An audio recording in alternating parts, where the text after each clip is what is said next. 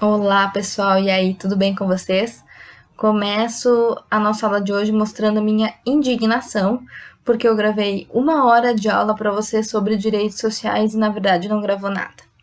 Então, eu fiquei 1 hora passando conteúdo para nada.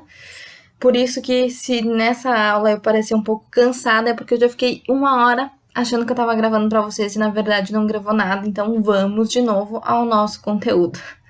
Bom, aula de hoje, então, né? Tomara que agora esteja gravando, né? Direitos sociais, tá? Na semana passada, a gente encerra o artigo 5º. Então, por enquanto, a gente deixa o artigo 5º, que a gente encerrou com os remédios constitucionais, com a ação popular da semana passada.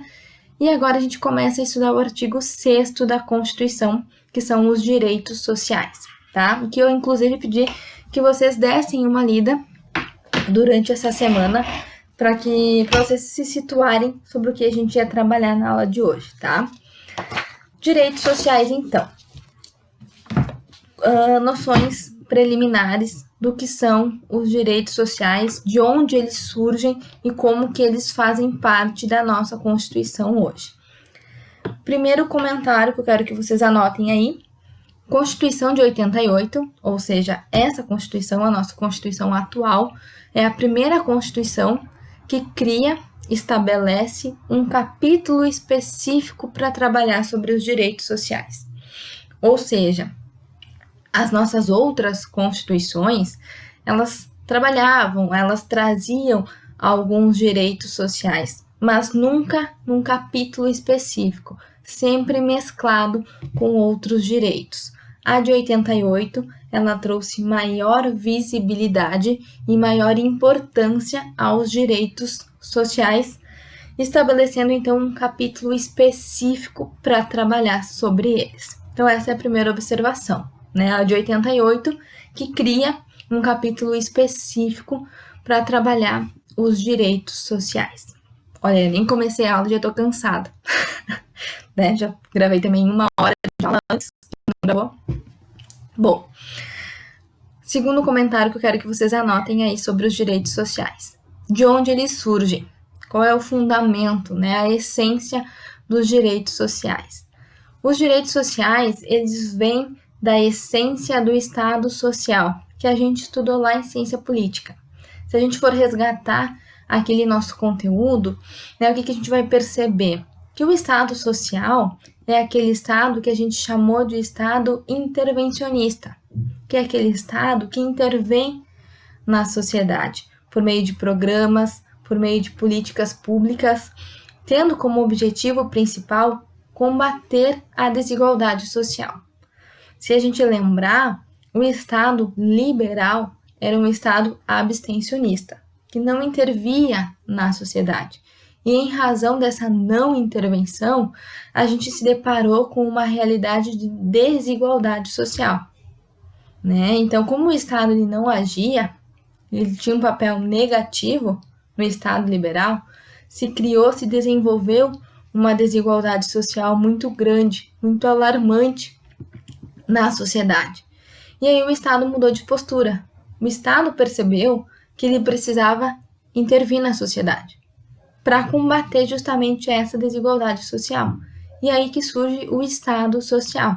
Então, os direitos sociais, eles vêm dessa essência de intervenção do Estado, com aquele objetivo de proteger as populações hipossuficientes, ou seja, né, aquelas pessoas, aqueles grupos que têm menos condições, e com isso concretizar o que a gente chama de igualdade material, né, ou seja, aquela redistribuição de bens, de recursos na sociedade para conseguir concretizar a igualdade. Por isso que eu coloquei ali para vocês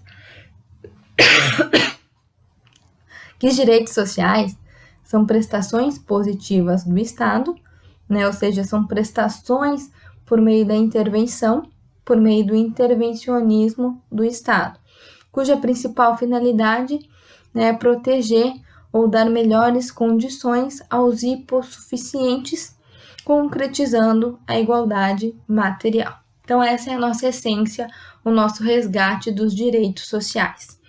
Como eu havia dito, eles começam no artigo 6º da Constituição Federal. O artigo 6º estabelece o quê?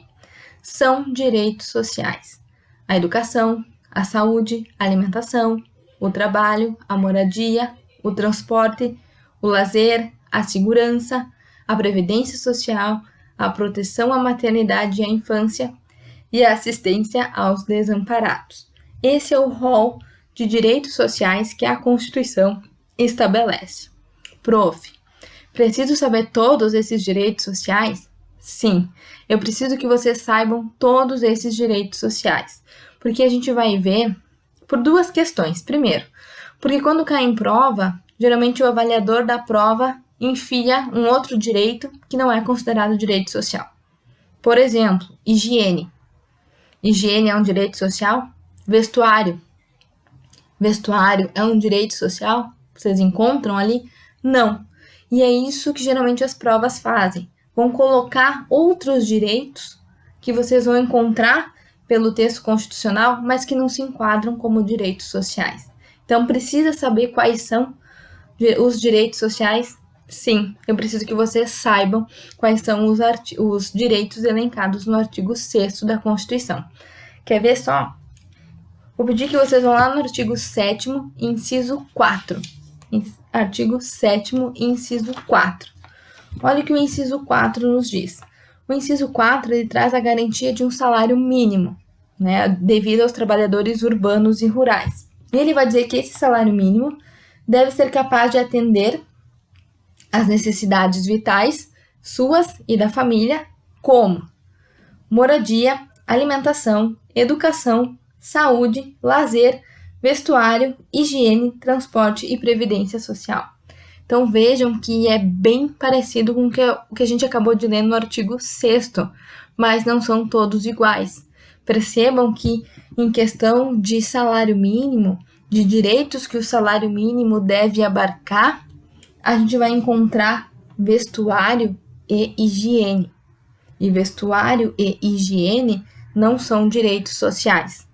São direitos que o salário mínimo deve garantir, deve conseguir arcar, né, com esses direitos previstos no inciso 4. Então, por isso que é importante saber o que são os direitos sociais, para não confundir, para não cair lá na prova higiene e vestuário como direito social, porque não é. Higiene e vestuário não é direito social, é um direito que deve ser garantido pelo salário mínimo, abarcado pelo salário mínimo, e está lá no artigo 7º, inciso 4, tá? Então, tem que saber, tem que saber. Então, recomendo que façam mais, pausem, né, se for o caso, a nossa aula de hoje, e façam mais uma leitura do artigo 6º para ir internalizando quais são os direitos sociais. Bom, seguindo no material que eu fiz para vocês, dentro do conceito de direitos sociais, a gente tem duas teorias, tá? Que eu trouxe ali para vocês, mas eu quero ver se eu acho, eu tenho um artigo que trabalha sobre essas duas teorias, eu quero ver se eu acho para mandar para vocês. Mas enquanto eu não acho, eu coloquei ali um resumo do que seriam essas duas teorias, que são o coração aí dos direitos sociais.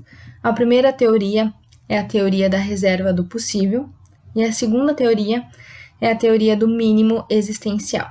Bom, primeira coisa, esses dois princípios, eles se encontram em lados opostos. A reserva do possível é um princípio que vai estar relacionado ao Estado, ou seja, é um argumento favorável em favor do Estado. É o Estado que geralmente alega a questão da reserva do possível. Já, por outro lado, o mínimo existencial é uma alegação, é um ponto de defesa do indivíduo, ou de um grupo de indivíduo, ou da sociedade. Então, a reserva do possível a gente vê próximo ao Estado, e o mínimo existencial a gente vê próximo ao indivíduo. O que é a reserva do possível que se aproxima do Estado?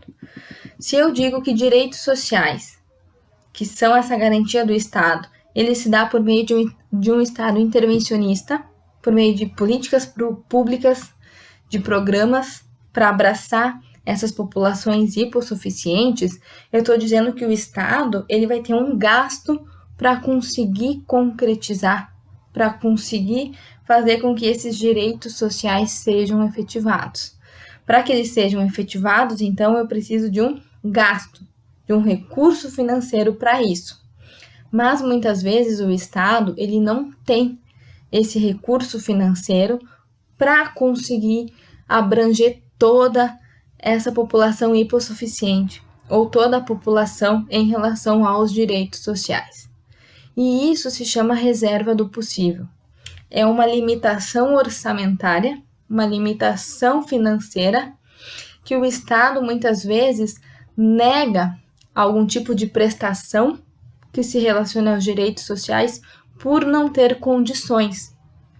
Por isso que eu coloquei ali para vocês como conceitos bases, chaves da reserva do possível. Impossibilidade de o Estado, por meio de prestações, por meio desse intervencionismo, então, garantir plenamente a efetivação de todos os direitos.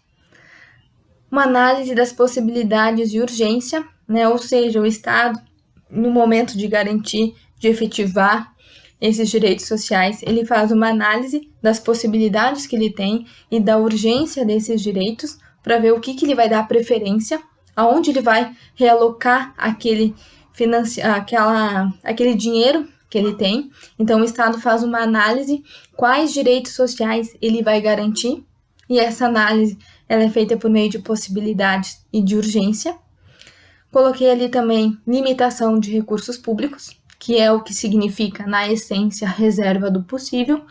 E uma frase que eu ainda grifei para vocês, que talvez seja a frase mais essencial do princípio da reserva do possível, que é na medida do financeiramente possível. Ou seja, o Estado ele não tem, isso é fato, não tem condição financeira de conseguir concretizar, por meio de programas políticas, que seja, os direitos sociais de toda a população, por N motivos, corrupção, desvio, gastos desnecessários, acabou faltando esse dinheiro essencial, que seria o dinheiro voltado aí às populações hipossuficientes e aos direitos sociais. Então, não tem condição financeira para tudo. E aí o Estado ele se vê limitado na prestação desses direitos sociais. Por isso que muitas vezes quando o Estado ele vai negar e vai dizer isso eu não posso prestar, isso eu não tenho condições financeiras de prestar, de criar programas, políticas públicas, enfim, ele vai basear esse argumento na reserva do possível.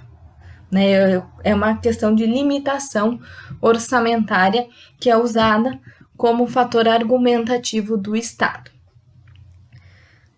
Depois a gente tem, como eu havia dito, do outro lado, a questão do mínimo existencial. O mínimo existencial é um pouco mais complexo porque a gente não tem um conceito próprio do que seja mínimo existencial. Ninguém sabe dizer, esse é o mínimo existencial.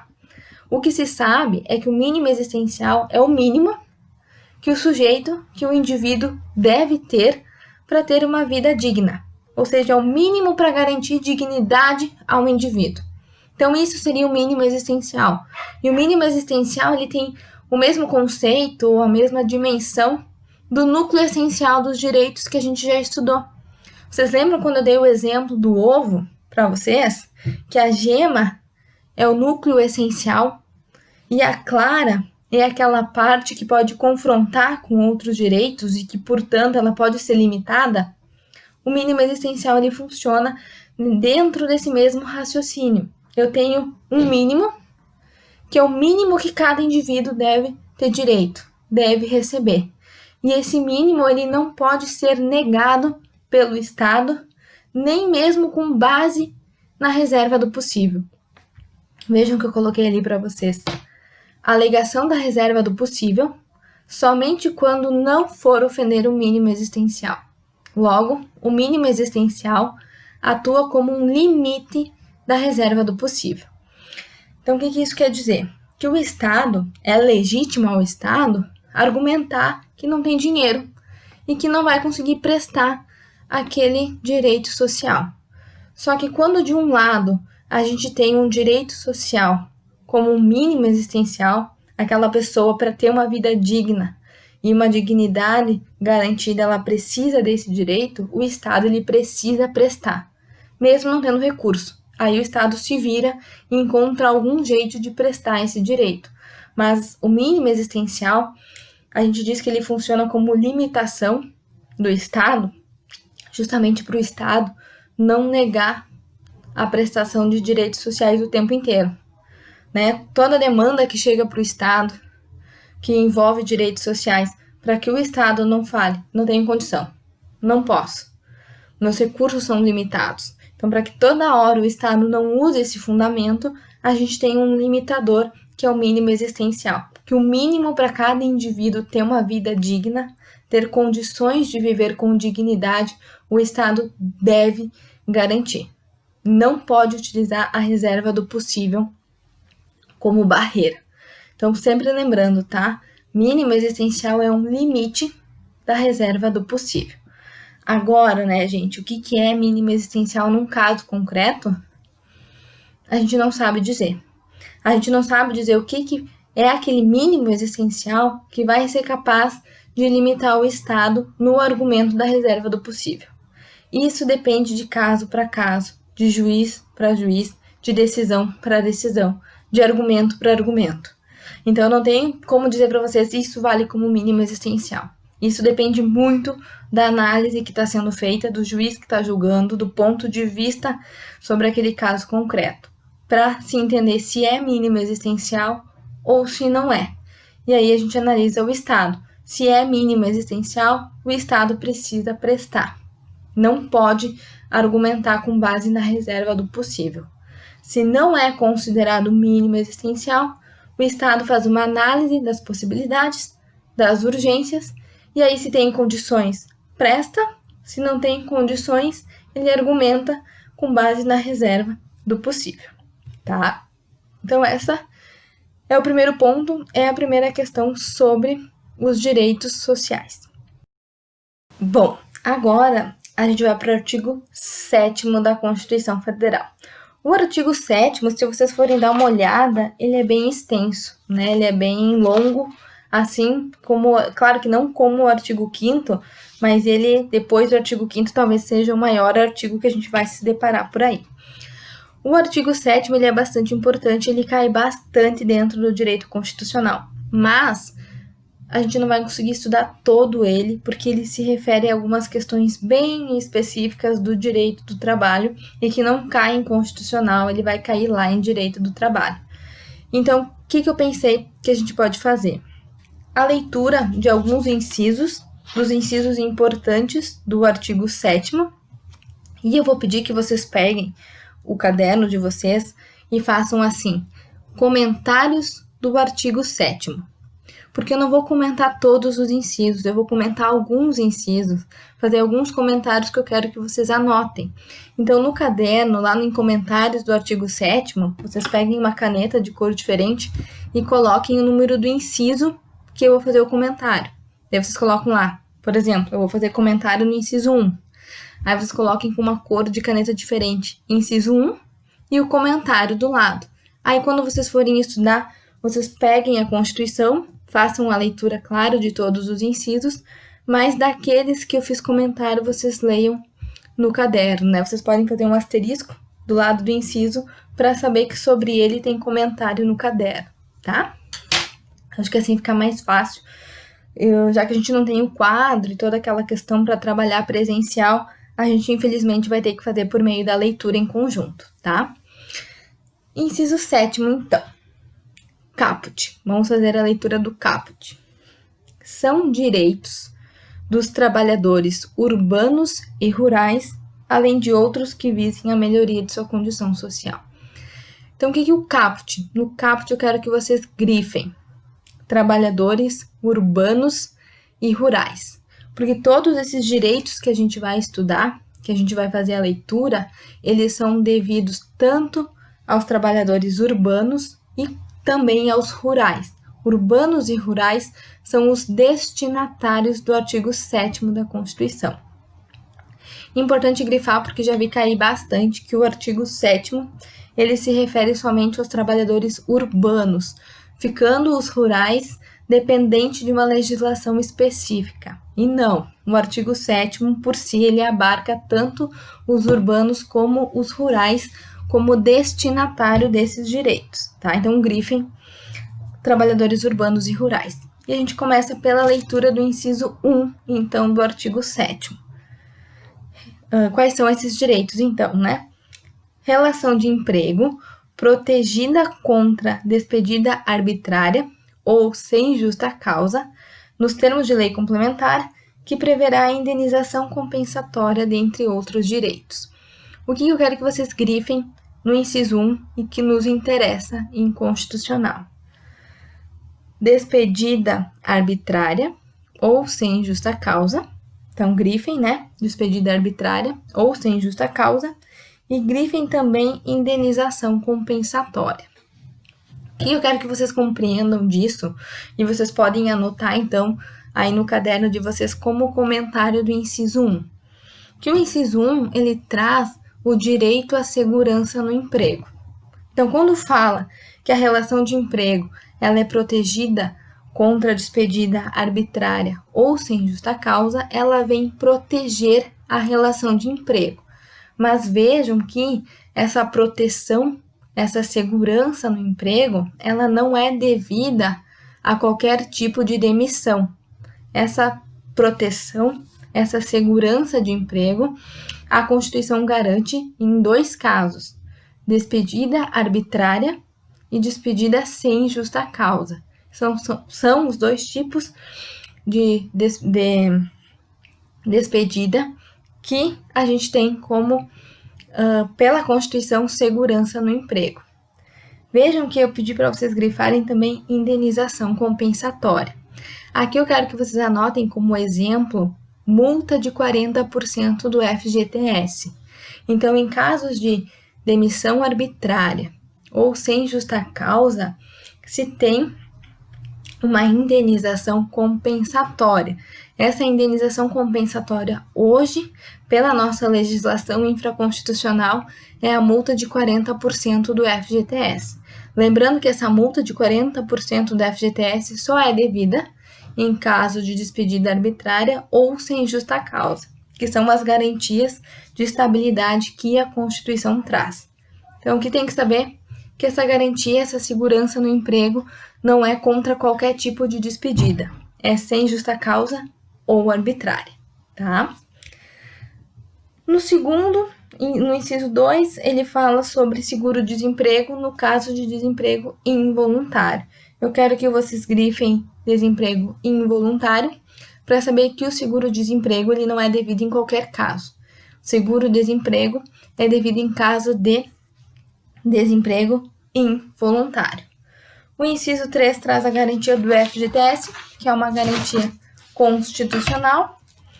O inciso 4, que é o que a gente fez a leitura quando eu falei do artigo 6º, que é a garantia de um salário mínimo, fixado em lei, nacionalmente unificado, capaz de atender às suas necessidades vitais básicas e as de sua família. Como? E aí grifem os direitos que são abarcados pelo salário mínimo, que é moradia, alimentação, educação, saúde, lazer, vestuário, higiene, transporte e previdência social.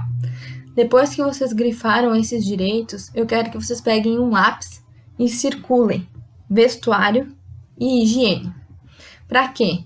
Para lembrar que vestuário e higiene são aqueles direitos que o salário mínimo deve garantir, mas que não são enquadrados como direitos sociais, porque vestuário e higiene, como eu já disse, não estão lá no artigo 6º. Eles se encontram aqui na questão do salário mínimo. Mas moradia, alimentação, educação, saúde, lazer, transporte e previdência, além de serem direitos abarcados pelo salário mínimo, também são considerados direitos sociais, tá? Então, cuidar mais a questão mesmo do vestuário e da higiene, que não são direitos sociais, não estão no artigo 6º da Constituição. Seguindo, o inciso 5, ele vai falar sobre a garantia do piso salarial, né, que determinadas categorias profissionais têm um piso, né, um salário mínimo estabelecido, e o que eu quero que vocês anotem é que o piso salarial ele nunca poderá ser inferior ao salário mínimo. Nunca poderá ser inferior ao salário mínimo. Então, o piso salarial é aquele valor que é pago como mínimo a determinada categoria. Por exemplo, o piso salarial dos professores, que é o mínimo da categoria dos professores que eles devem receber. Esse piso salarial ele nunca poderá ser inferior ao salário mínimo, porque o mínimo, salário mínimo, é o mínimo que cada profissão, que cada sujeito deve receber. Então, o piso não tem como ser inferior ao mínimo. Inciso 6. No inciso 6, eu peço que vocês façam um asterisco, porque ele nos importa, ele cai bastante, que é sobre a irredutibilidade do salário. O que é irredutibilidade do salário? Ou irredutibilidade salarial? Significa que, em regra, o salário ele não pode ser reduzido. Então, irredutibilidade do salário significa que, em regra, o salário ele não pode ser reduzido. Mas essa regra comporta exceção. No próprio inciso, a gente tem ali, salvo o disposto em convenção ou acordo coletivo. Então, a regra é que o salário não pode ser reduzido. Isso é irredutibilidade do salário. Mas, se previsto em convenção ou acordo, pode ser que seja. O caso mais clássico e que geralmente acontece é em momentos de crise. Em momentos de crise financeira, sob o viés constitucional e trabalhista, é muito mais favorável que a empresa reduza o salário dos trabalhadores do que cause um desemprego em massa. Então, se pensa que é muito mais favorável em tempos de crise, por exemplo, a crise que a gente vive hoje, a crise pandêmica que a gente vive hoje, se pensa, constitucionalmente falando, que é mais favorável reduzir o salário, fazer a redução salarial por meio de um acordo ou convenção coletiva, do que causar um desemprego em massa e fazer com que muitos passem a ser desassalariados, sem emprego e sem remuneração nenhuma. Então, o que eu quero que vocês anotem é que a regra é que não pode ocorrer redução salarial. Isso é irredutibilidade do salário, mas essa regra ela não é absoluta, porque por meio de acordo ou convenção, o salário ele pode ser reduzido.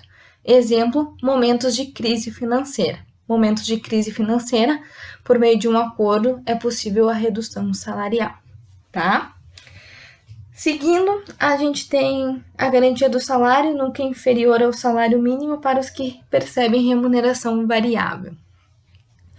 Eu queria que vocês grifassem aí remuneração variável e salário mínimo, nunca inferior ao mínimo. O que isso quer dizer? As pessoas que recebem remuneração variável, geralmente, são aquelas pessoas que trabalham por comissão de vendas, vamos supor. Então, o salário, ele não é fixo, não é todo mês a pessoa ganha um determinado valor de salário. A remuneração, então, ela é variável e vai depender da comissão, do número de vendas que aquele empregado ele faz no mês. Só que, vamos supor que num mês aquele empregado ele não consiga vender muito, ou seja, ele não tenha boas comissões, mesmo não tendo boas comissões, ele não pode receber menos que o salário mínimo. Então, o mínimo, para quem tem inclusive remuneração variável, deve ser o salário mínimo, Leiam novamente o que diz ali. Garantia de salário nunca inferior ao mínimo, então sempre tendo como base o salário mínimo para os que percebem remuneração variável, Aqueles que não têm uma remuneração fixa, mas que varia de mês a mês, Essas pessoas, elas devem pelo menos ganhar o salário mínimo. Mesmo se não fosse atingir pelas comissões o mínimo, a empresa precisa pagar o mínimo, porque é a garantia constitucional que tem de receber o mínimo. Depois a gente tem o 13º salário, que é a famosa gratificação natalina, também é um direito constitucional assegurado aos trabalhadores. Depois a gente tem o inciso 9. No inciso 9 eu quero fazer um comentário. E aí eu quero que vocês vão para o caderno, então, aí no inciso 9, que fala sobre o adicional noturno. O O adicional noturno, ele é devido para aquelas pessoas que trabalham, que têm jornada no período noturno. E aí eu quero que vocês anotem duas classificações em relação ao adicional noturno. Como eu disse no caput, lá no artigo 7º, eu falei que os destinatários são os trabalhadores urbanos e rurais. Só que o adicional noturno, ele é diferente, dependendo se o trabalhador é urbano, dependendo se o trabalhador é rural. Então, anotem primeiro aí, adicional noturno, coloquem empregado urbano. Vamos classificar primeiro o empregado urbano. O empregado urbano, a jornada de trabalho noturna dele vai do período das 22 horas às 5 da manhã. Então, essa é a jornada noturna do empregado urbano, das 22 às 5. Então, se o trabalhador ele trabalha nesse período noturno, entre as 22 e as 5, ele tem direito a um adicional noturno que é de 20%. Então, das 22 às 5, um adicional noturno de 20% da remuneração, porque a Constituição ali garante remuneração no trabalho noturno superior ao no trabalho diurno. Percebam que, se a gente somar 22 horas e 5 horas, a gente não fecha 8 horas, né? Por isso que a gente diz que a jornada do empregado urbano noturna, ela é reduzida. A hora de trabalho, ela é reduzida. Em regra, a hora é 60 minutos, e trabalhando, então, às 8 horas, fecham 8 horas. Nesse caso, como a jornada ela fecha 7 horas, das 22 às 5, a hora ela é reduzida e não vale 60 minutos. A hora noturna do empregado urbano ela é de 52 minutos e 30 segundos, tá? No empregado urbano, primeiro, jornada de trabalho das 22 às 5, adicional de 20% e jornada reduzida. A hora equivale a 52 minutos e 30 segundos. Agora, empregado rural. No empregado rural, vocês precisam classificar dois tipos de empregado rural. Primeiro, o empregado rural que trabalha na pecuária e depois o empregado rural que trabalha na lavoura. O empregado rural que trabalha na pecuária, ele tem jornada de trabalho das 20 às 4 da manhã. Pecuária, das 20 às 4 da manhã. E na lavoura, a jornada é das 21 às 5 da manhã. Lavoura, 21 às 5 da manhã. O que eu quero que vocês percebam? Que se a gente somar 20 às 4, 21 às 5, a gente fecha às 8 horas. Né? Não é igual o empregado urbano que fecha às 7. O empregado rural, a jornada de trabalho noturno também fecha às 8 horas. Isso quer dizer que não tem hora reduzida para o empregado rural na jornada noturna. Hora reduzida, que é 52 minutos e 30 segundos, no período noturno, é somente para empregados urbanos. Em razão de não ter a jornada reduzida, o percentual do adicional noturno é um pouco maior em relação ao urbano. O adicional noturno devido ao rural é um adicional de 25%, tá? Tanto para a pecuária como para a lavoura, o percentual é de 25%. Então, quanto ao adicional noturno, repetindo, o empregado urbano, a jornada é das 22 às 5, hora reduzida, 52 minutos e 30 segundos a hora, e o adicional é de 20%. O rural depende se ele é pecuária ou da lavoura. A pecuária, a jornada é das 20 às 4, na lavoura, das 21 às 5. Não tem hora reduzida. Por não ter hora reduzida, o adicional é de 25%. É 5% a mais do que o do urbano, tá? Seguindo depois, a gente tem proteção do salário na forma da lei, constituindo crime a sua retenção dolosa, né? Isso significa que, vamos supor que o trabalhador, durante o seu trabalho, ele danifique, ele quebra um equipamento, uma máquina da empresa, O empregador, no momento de pagar o salário, não pode automaticamente descontar do salário os prejuízos da máquina. Se ele desconta, se ele retém do salário antes de pagar o salário, isso é retenção dolosa e não pode de acordo com a Constituição Federal. Depois a gente tem a possibilidade de participação nos lucros. Depois o direito ao salário família. O salário família eu quero que vocês também façam um comentário. O salário família ele é um direito, um benefício previdenciário e ele é devido aos trabalhadores de baixa renda. Então o principal requisito que se tem para que o trabalhador possa ganhar o benefício do salário família é que ele seja um trabalhador de baixa renda. Além de ser um trabalhador de baixa renda, também se tem como requisito, não pela Constituição, mas pela lei do salário família, é que o trabalhador tenha filhos menores de 14 anos ou inválidos. Então, também é um requisito para que o trabalhador tenha direito ao salário família.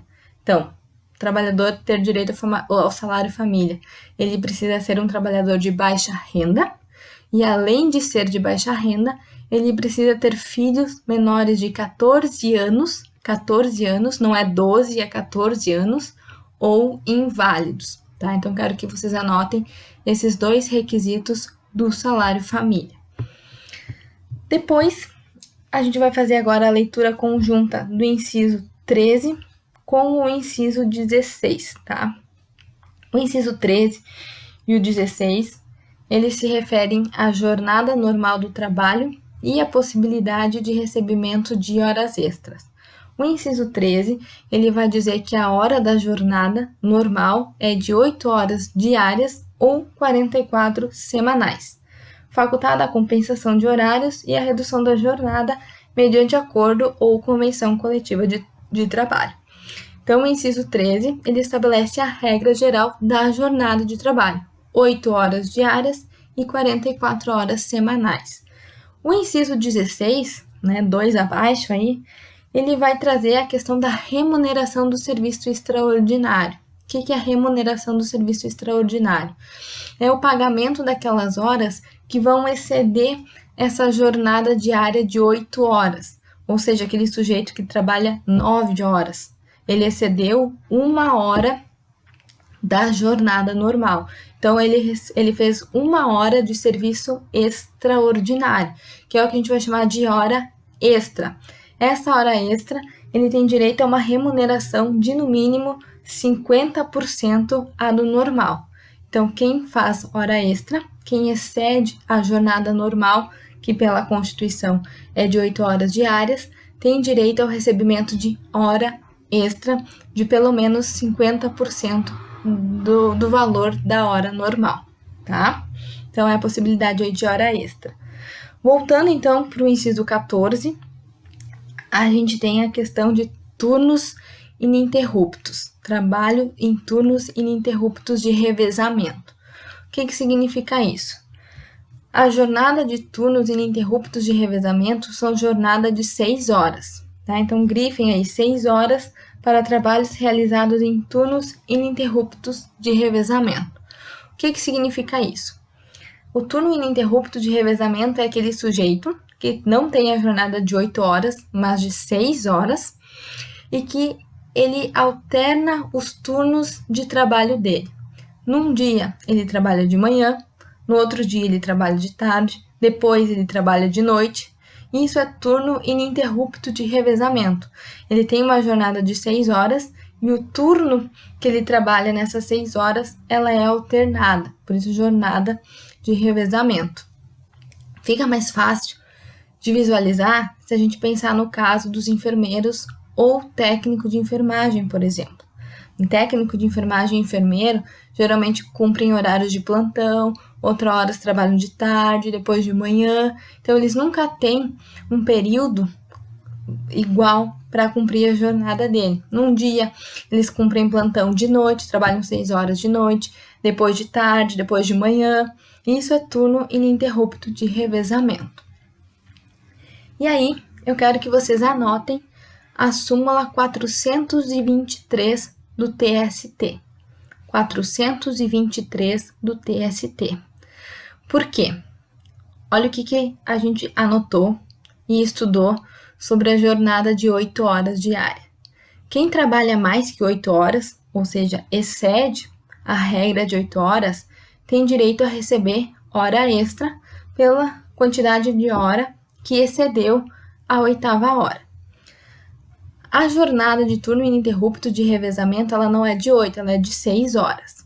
Aí vamos supor que por meio de uma negociação coletiva se resolva passar de 6 horas para 7 horas os turnos ininterruptos de revezamento, ou seja, aumentar 1 hora, ou aumentar 2 e fazer com que de 6 horas passe a 8 horas os turnos ininterruptos de revezamento. A pergunta é: cabe hora extra em relação a essa 7ª hora ou 8ª hora que excede a 6ª do turno ininterrupto de revezamento? A resposta dessa pergunta está justamente na súmula 423 do TST. Olha o que a súmula diz. A 7ª e a 8ª hora não contam como extras. Estabelecida jornada superior a 6 horas e limitada a 8 horas por meio de regular negociação coletiva, os empregados submetidos a turnos ininterruptos de revezamento não têm direito ao pagamento da 7ª e 8ª hora como extras. Então, isso significa que, se a jornada de 6 horas dos turnos ininterruptos de revezamento for alterada por meio de negociação coletiva para 8 horas, essas 2 horas que excedeu a jornada de 6, aquele trabalhador não tem direito à hora extra, porque não se configura, de acordo com o TST, hora extra, aquelas horas que excedem a 6ª dos turnos de revezamento e que são limitadas a 8 horas, tá? Então, recomendo que façam a leitura da súmula 423 do TST, que se refere, então, a esta questão de turnos ininterruptos de revezamento que passam a ser de 7 ou de 8 horas por meio de negociação coletiva. Lembrando que essas horas que excedem, então, não contam como hora extra. Depois, a gente tem o repouso semanal remunerado, preferencialmente aos domingos. Quero que vocês grifem preferencialmente, que não é necessariamente aos domingos o repouso semanal remunerado. A Constituição apenas estabelece preferencialmente. Depois, a gente tem a garantia de 1/3 de férias sobre o salário. Depois, a gente tem a licença a gestante e a licença paternidade. Sobre licença gestante e licença paternidade, eu quero que vocês também façam uma anotação sobre isso. A licença gestante, de acordo com a Constituição, ela tem duração de 120 dias. Né? Licença gestante com duração de 120 dias.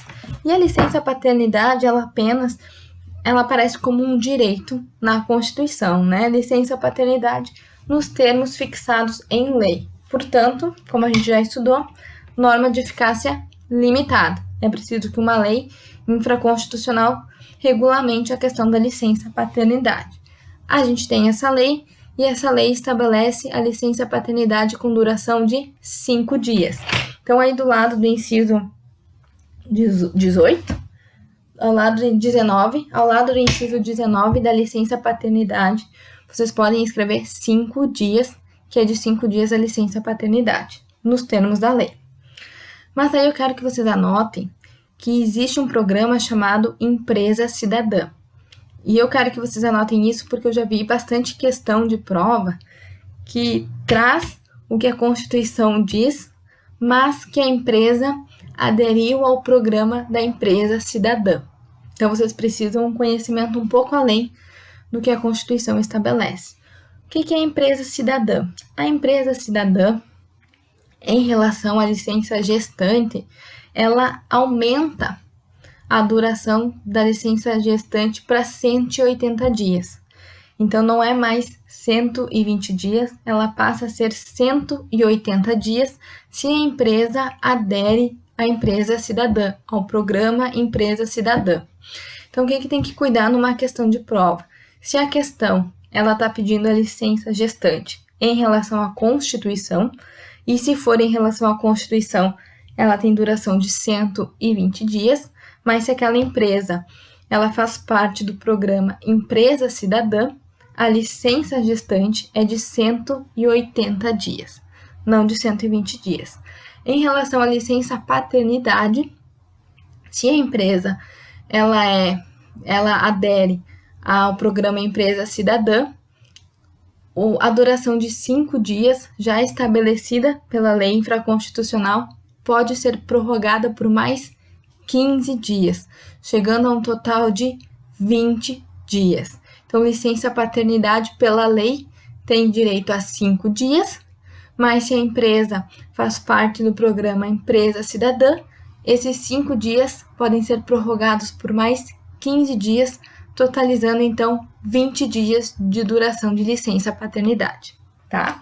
Então tem que cuidar o que a questão pede, se de acordo com a Constituição ou se a empresa ela faz parte do programa Empresa Cidadã, porque aí o prazo de duração da licença ela muda.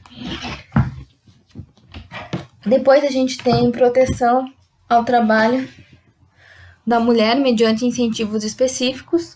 Eu quero que vocês anotem aí lei de eficácia limitada, que a gente precisa de uma lei que trabalhe esses incentivos específicos.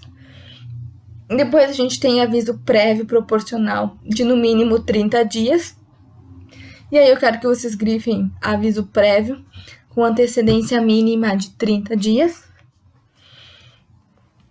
Depois a gente tem redução de riscos inerentes ao trabalho por meio de normas de saúde, higiene e segurança. Isso é bem do direito do trabalho, não nos interessa agora. Adicional de remuneração para atividades penosas, insalubres ou perigosas na forma da lei.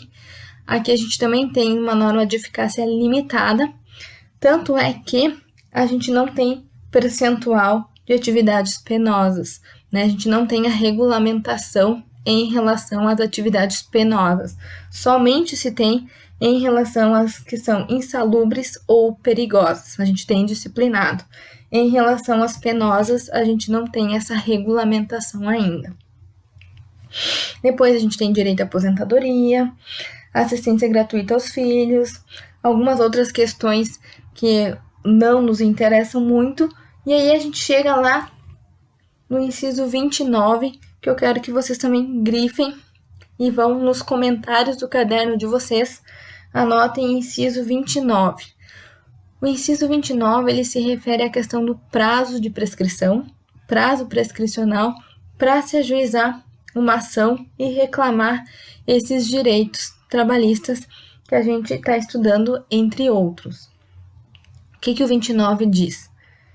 Ação quanto aos créditos resultantes das relações de trabalho, com prazo prescricional de 5 anos, então grifem, prazo prescricional de 5 anos, para os trabalhadores urbanos e rurais, agora grifem de novo, até o limite de 2 anos após a extinção do contrato de trabalho.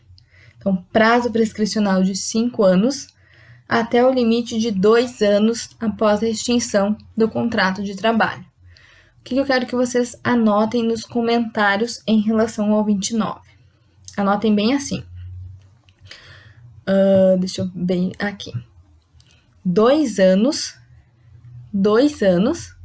para buscar os últimos 5. 2 anos para buscar os últimos 5. Anotem também. Cada dia inerte é um dia a menos. Isso que eu quero que vocês anotem, então, nos comentários do 29. 2 anos para buscar 5 e cada dia inerte é um dia a menos. O que isso significa? Que aquele sujeito que sai do trabalho, que é despedido, que é demitido da empresa, na hora que ele sai da empresa, na mesma hora, ele precisa ligar para o advogado e já organizar a reclamação trabalhista dele. Por quê? Porque cada dia que esse sujeito fica inerte e deixa de procurar um advogado e deixa de ajuizar uma ação para reclamar esses créditos das relações de trabalho, é um dia a menos que ele pode voltar no tempo para buscar. Isso quer dizer que, se ele tem 2 anos depois que ele sai, depois que é extinto o contrato de trabalho, ele tem 2 anos para reclamar, 2 anos para ingressar na justiça e cobrar aos créditos da relação de trabalho. Se ele fica inerte por 1 ano, ou seja, ele deixou passar 1 ano sem ajuização, ele não vai poder cobrar os últimos 5. Ele vai poder cobrar os últimos 4, porque ele perdeu esse 1 ano que ele ficou inerte.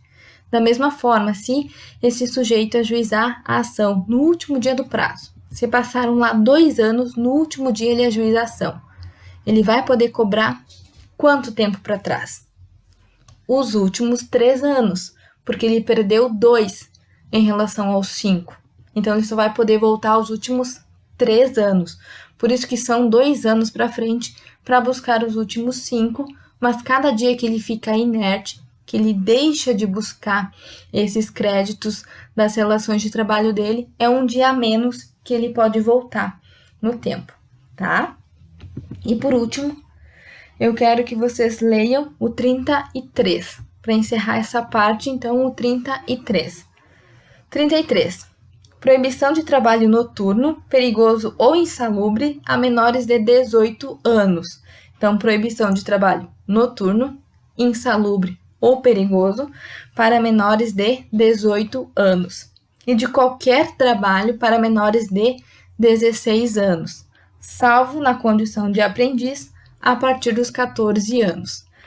Cuidar o 33, porque ele parece meio confuso, porque a gente tem 3 idades dentro do mesmo inciso: 18, 16 e 14. O que tem que cuidar? A vedação dos 18 anos para menores de 18 anos se refere a trabalhos noturnos, insalubres e perigosos. Então, esses trabalhos noturnos, insalubres e perigosos é vedado para menores de 18 anos. Mas é possível que, se não seja um trabalho noturno, nem perigoso, nem insalubre, é possível começar a trabalhar a partir dos 16 anos. Então, a gente tem como idade mínima de trabalho 16 anos. Então, com 16 anos já pode começar a trabalhar, com 17 anos, com 18 anos, porque menores de 18 anos, a vedação é somente em relação ao trabalho noturno, insalubre ou perigoso. Mas pessoas de 16 anos pode trabalhar? Sim, desde que não seja um trabalho noturno, perigoso ou insalubre, porque a idade mínima para começar a trabalhar é de 16 anos. Com uma exceção, que é a exceção do jovem aprendiz, que é a partir de 14 anos, tá? Então, só cuidar porque ele parece meio confuso, porque ele mistura 18, 16 e 14 anos, tá?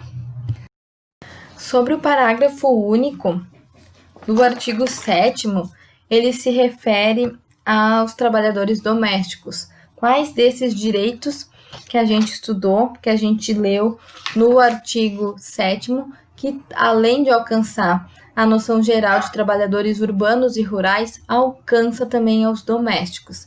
Em relação a isso, eu peço que vocês leiam o parágrafo único, mas eu vou encaminhar num portal um quadro que vai trazer todos os direitos devidos a todos os trabalhadores urbanos e rurais e quais deles que se encaixam também aos trabalhadores domésticos.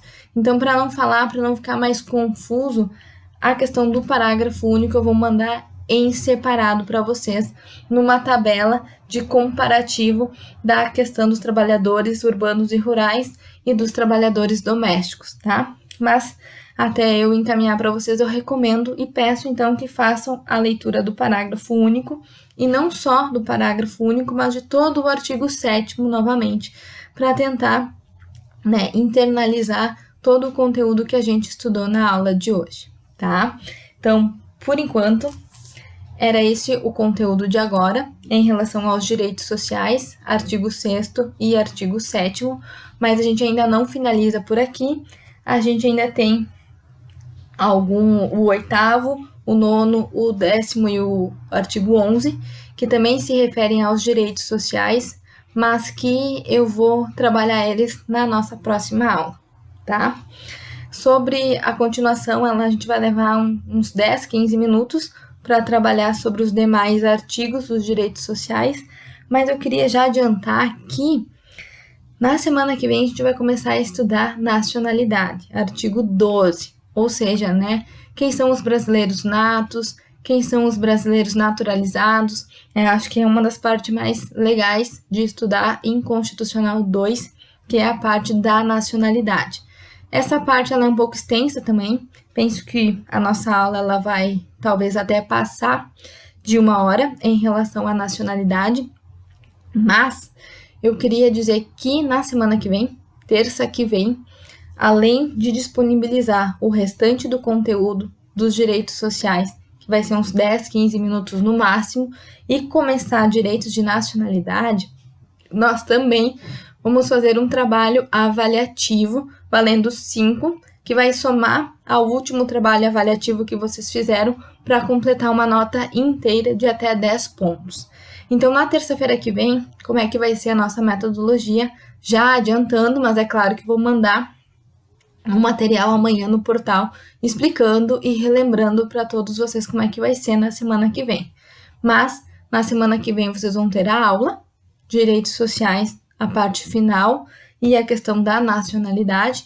Toda a questão do direito de nacionalidade a gente vai estudar, então, na semana que vem, que é um pouco extenso, bastante extenso, na verdade. E depois, vocês deverão fazer o trabalho avaliativo. O trabalho avaliativo ele vai versar sobre direitos sociais e nacionalidade. Então, o conteúdo da aula de hoje e o conteúdo da semana que vem são os conteúdos da avaliação. Isso significa que vocês deverão assistir a aula na semana que vem e logo depois de assistir a aula, fazer as atividades da avaliação.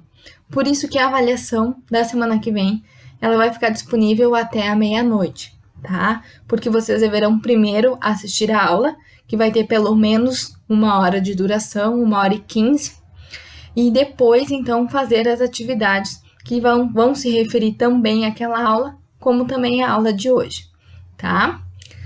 Bons estudos, eu encerro por aqui a aula de hoje. Peço que vocês deem mais uma lida no artigo 7º, assim que finalizar a aula, e que me procurem se caso tenha ficado alguma dúvida, tá? Um grande beijo para vocês e ótimos estudos!